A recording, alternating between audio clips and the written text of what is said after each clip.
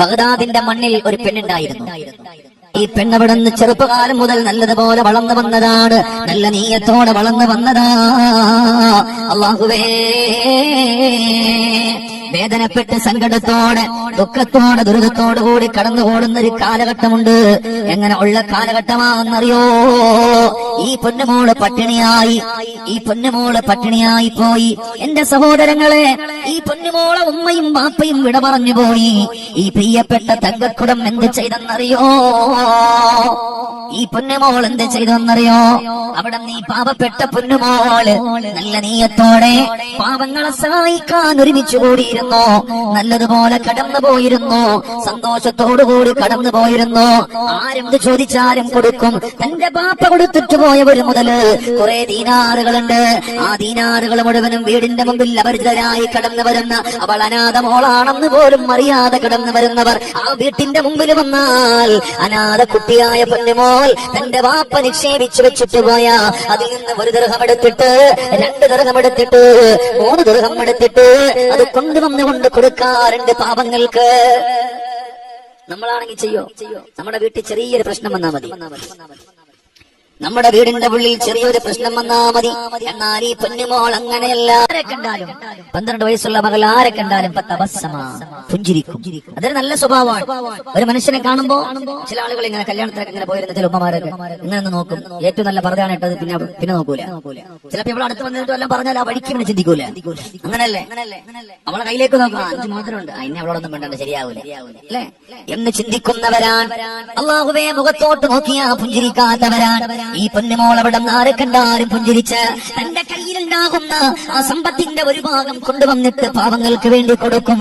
യാ അല്ലാഹ്, ഈ പെണ്ണ് വളർന്ന് വലുതായി നല്ല യുവതിയായി മാറി. ആര് കണ്ടാലും കൊതിച്ചു പോകുന്ന ആപ്പിള് പോലെ ചുമന്ന തുടുത്ത് വെളുപ്പുള്ള പെണ്ണ്, നല്ല അഴകുള്ള പെണ്ണ്, ഹിജാബിട്ട പെണ്ണ്, ഔറത്ത് മറച്ച് സന്തോഷത്തോടെ കടന്നു വരുന്ന പെണ്ണ്.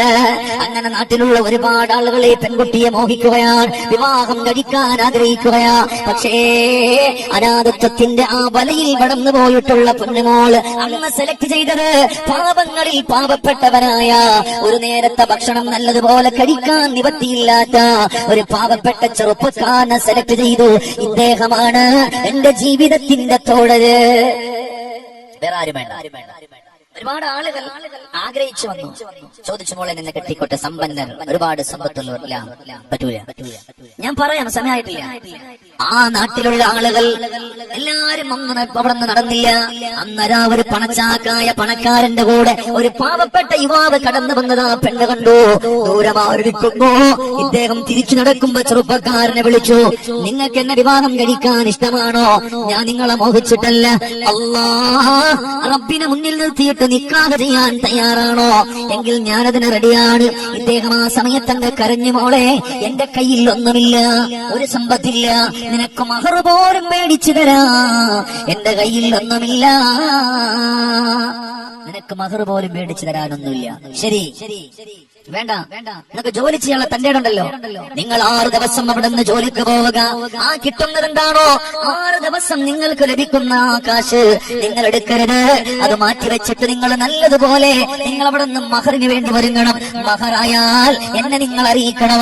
അങ്ങനെ അതാ മഹറായിട്ട് വിവരം വന്ന് പറയുന്ന പെണ്ണെ, അൽഹംദുലില്ലാഹ് മഹറായിട്ടുണ്ട്, ഞാൻ എന്റെ ഉമ്മയെ കൂട്ടി വന്ന് വരട്ടെ.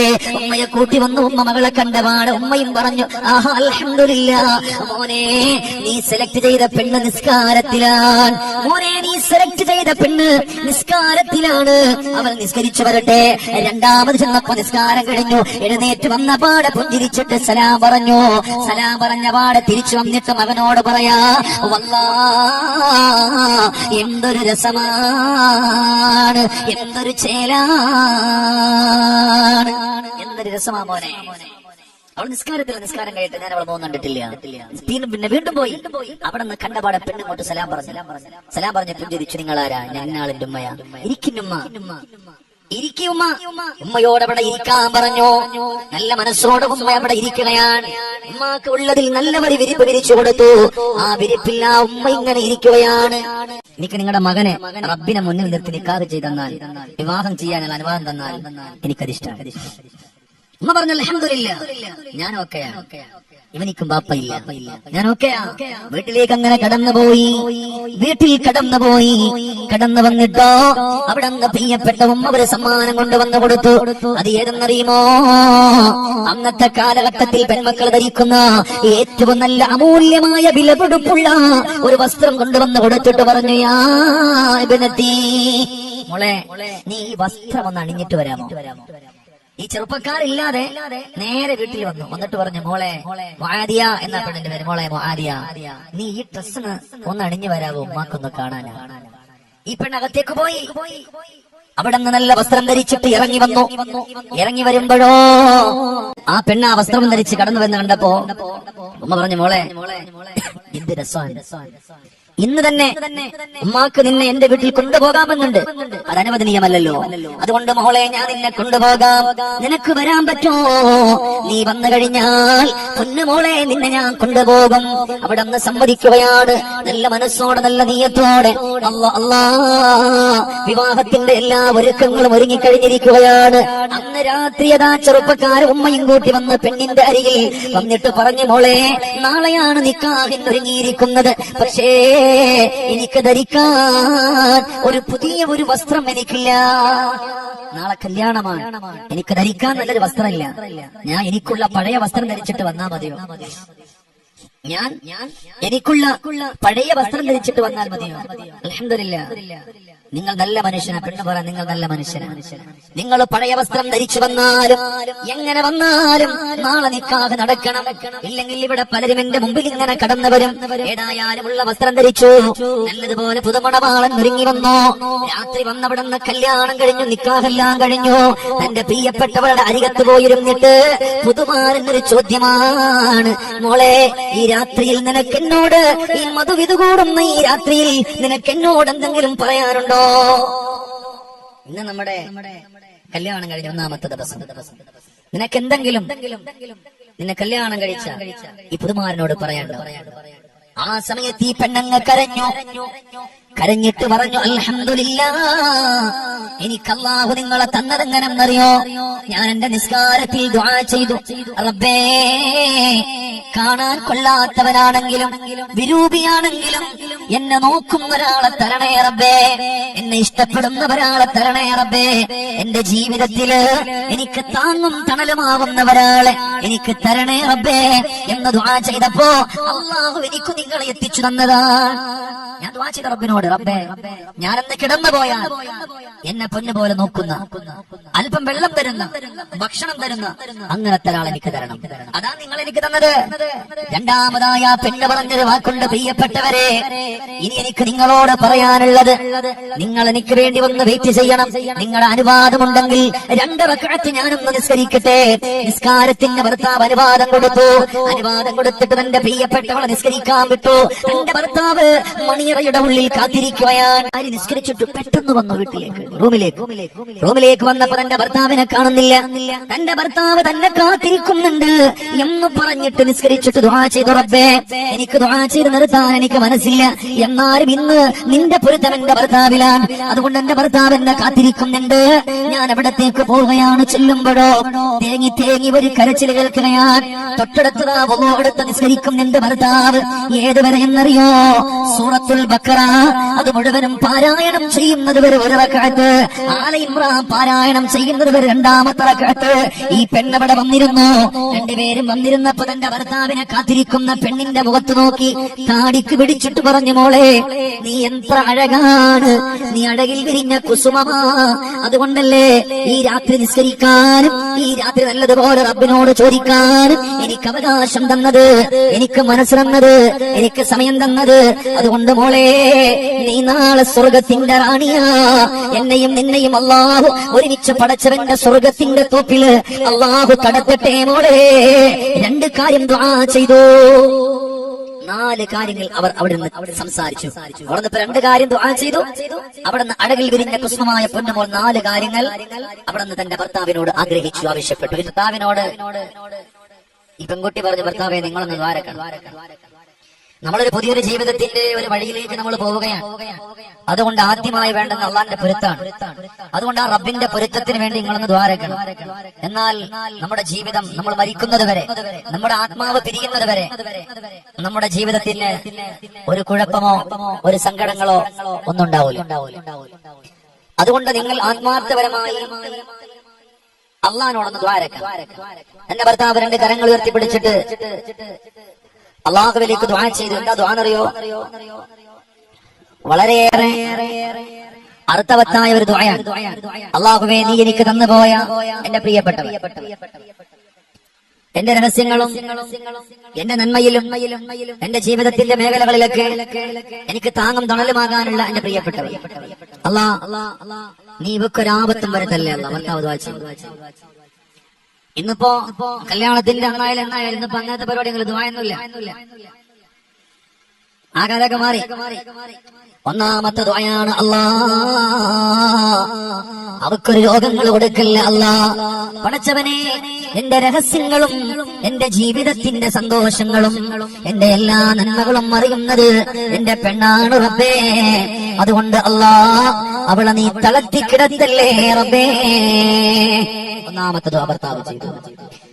അതുകൊണ്ട് അവരെ തളർത്തിക്കിടത്താൻ പാടില്ല, അവരെ സങ്കടപ്പെടുത്താൻ പാടില്ല, അവരെ ദുഃഖപ്പെടുത്താൻ പാടില്ല. അതുകൊണ്ട് അൽഹംദുലില്ലാഹ് നല്ലതുപോലെ നല്ല മനസ്സോടെ കടന്നു പോകണം. അപ്പൊ 2 പേര് ദുആ ചെയ്യാം. ഒരാള് ദുആ ചെയ്തു, മറ്റേ ആമീൻ പറഞ്ഞു. നല്ല നീയത്തോട് കൂടിയിട്ട് ദുആ ചെയ്തു. ദുആ ചെയ്തിട്ട് അവസാനം 2ാമത്തെ ദുആ ഏതെന്നറിയോ? അല്ലാ അവളേക്ക് കൊണ്ടുതരുന്ന ഭക്ഷണത്തില് ബറക്കത്ത് തരണേ അല്ലാ. അവളെ നീ എത്ര മോശമായിട്ട് പാചകം ചെയ്താലും അതെന്റെ നാക്കിന് രുചി തരണേ അല്ലാ. അല്ലാഹുവേ, അവളെ നീ തളർത്തരുത്. തളർത്തിക്കഴിഞ്ഞാൽ വലിയ വിഷയമാണ്. അതുകൊണ്ട് റബ്ബേ, നീ എനിക്ക് അവൾ എന്തുണ്ടാക്കി തന്നാലും എന്റെ നാവിൽ നീ എനിക്കത് രുചിയായിട്ട് തോന്നിപ്പിക്കണം.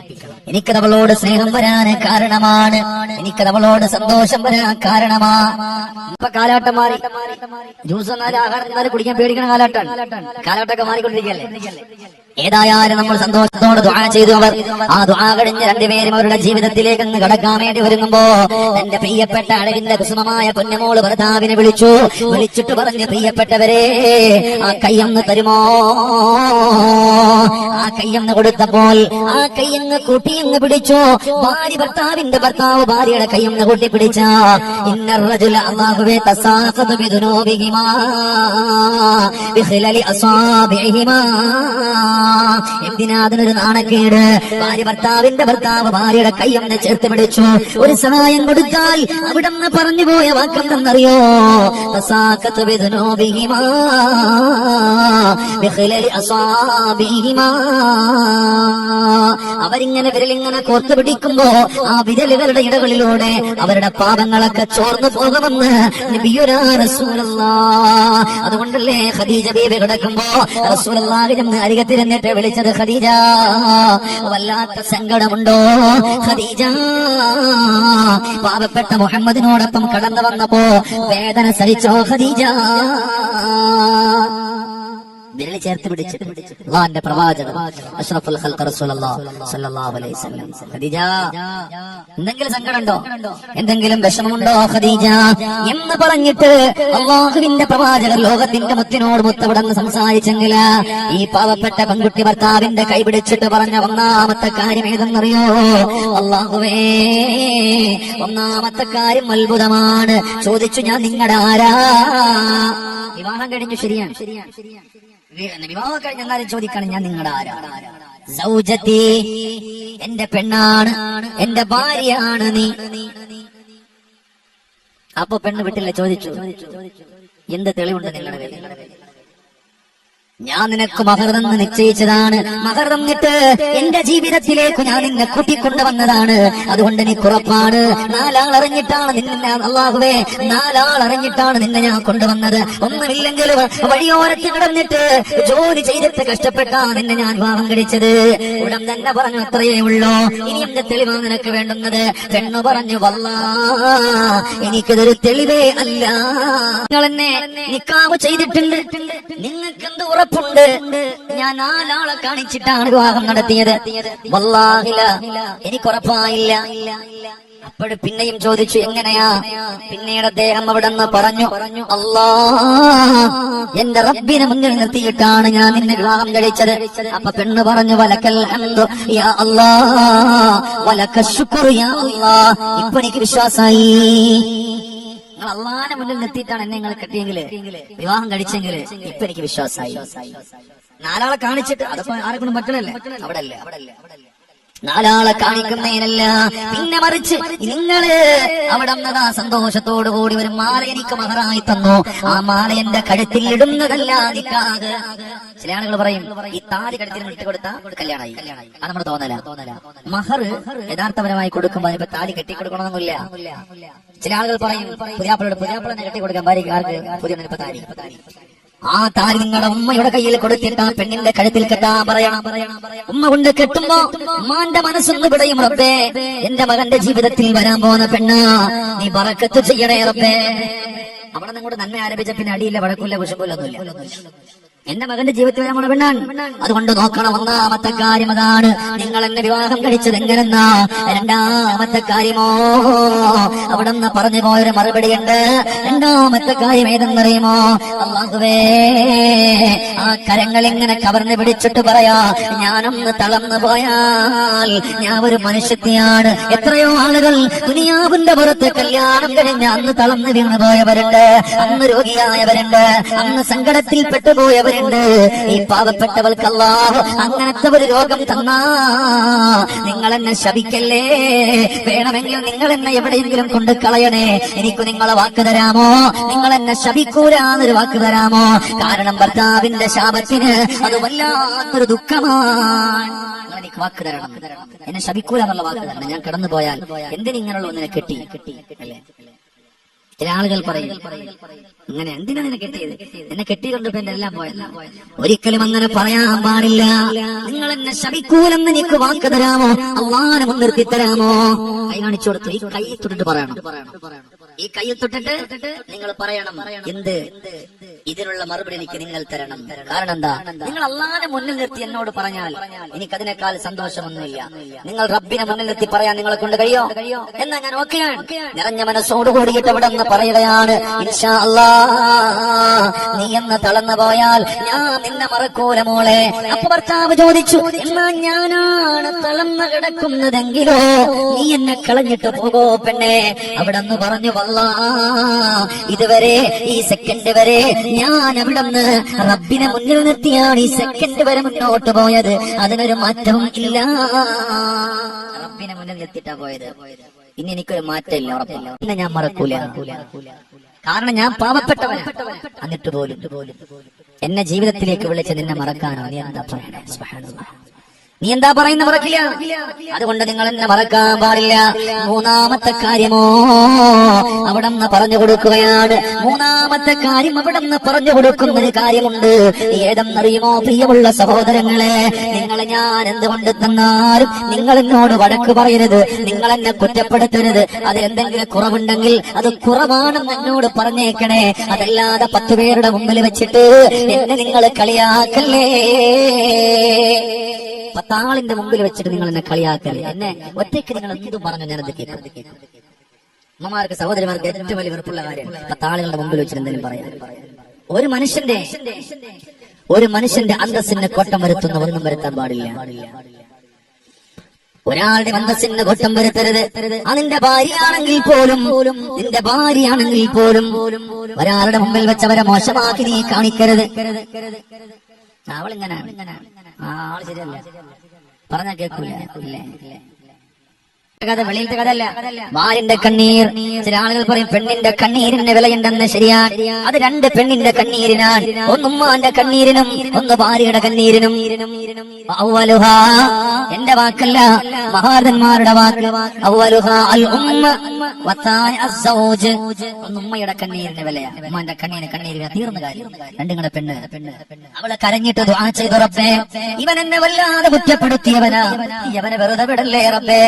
ഇതിന്റെ ഫലം അല്ലാഹുവേ മരിക്കുന്നതിന് മുമ്പ് അനുഭവിക്കാതെ മരിക്കൂല. എന്റെ വാക്കല്ല, ഒരുപാട് ചരിത്രങ്ങൾ അതുമായി ബന്ധപ്പെട്ടിട്ട് പറയാനുണ്ട്. ദുനിയാവ് അങ്ങനാണ്. ജീവിതത്തിൽ നമ്മൾ മാപ്പ് കൊടുക്കാൻ, ഇല്ലേ, ഭാര്യ ഇങ്ങോട്ട് എന്തെങ്കിലും പറഞ്ഞ ഒന്ന് ക്ഷമിച്ചു കൊടുത്താൽ മതി. അതേപോലെ വീണ്ടും നമ്മൾ അടിയുണ്ടാക്കാൻ വേണ്ടി എത്രത്തോളം കഴിവിന്റെ പരമാവധി ക്ഷമിക്കാൻ പറ്റും അത്രത്തോളം ക്ഷമിക്കണം. അവിടെയാണ് നമുക്ക് വിജയിക്കാൻ പറ്റുന്നത്, അവിടെയാണ് നമുക്ക് രക്ഷപ്പെടാൻ പറ്റുന്നത്. അതുകൊണ്ട് നിങ്ങൾക്ക് ഞാൻ വല്ലതും ഉണ്ടാക്കി തന്നാൽ ആളുകളുടെ മുമ്പിൽ വെച്ചിട്ട് നിങ്ങൾ എന്നെ കുറ്റപ്പെടുത്തരുത്. വേറെ എന്ത് ഞാൻ ചെയ്യും, ആളുകളുടെ മുമ്പിൽ വെച്ച് നിങ്ങൾ എന്നെ കുറ്റപ്പെടുത്തരുത്. 3 കാര്യമായി.